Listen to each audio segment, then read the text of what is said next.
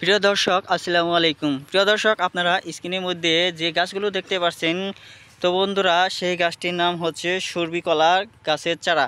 বন্ধুরা, সর্বিকলা গাছের চারা কিভাবে রোপণ করবেন বা কোনভাবে পরিচর্যা করলে বা কিভাবে রোপণ করলে বন্ধুরা আপনারা ভালো ফলাফল পেতে পারেন এবং কি আপনাদের কাঙ্ক্ষিত মুনাফা অর্জন করতে পারেন অনায়াসে। তো বন্ধুরা, আপনারা সেজন্যই বন্ধুরা বাড়ির আনাচে কানাচে এবং কি পুকুরের আশেপাশে যদি চাষ করতে পারেন বা যে জমিতে বন্ধুরা অন্যান্য সবজি চাষ করা যায় না, সেই জমিতে যদি আপনারা এই কলা গাছের চারা রোপণ করতে পারেন, তাহলে স্ক্রিনের মধ্যে দেখতে পাচ্ছেন যে এরকম কলা আপনাদের গাছেও আসবে খুব সহজেই। বন্ধুরা, বিনা পরিশ্রমে, কোনো পরিশ্রম নেই, এই কলা গাছের চারা কিন্তু সহজেই হয়ে যায়।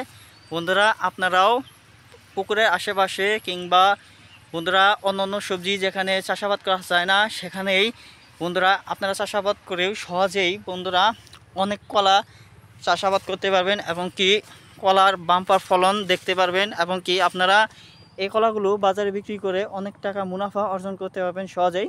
বন্ধুরা, কী নিয়মে চাষাবাদ করবেন তা জানতে হলে আমাদেরকে কমেন্টের মাধ্যমে জানিয়ে দিন।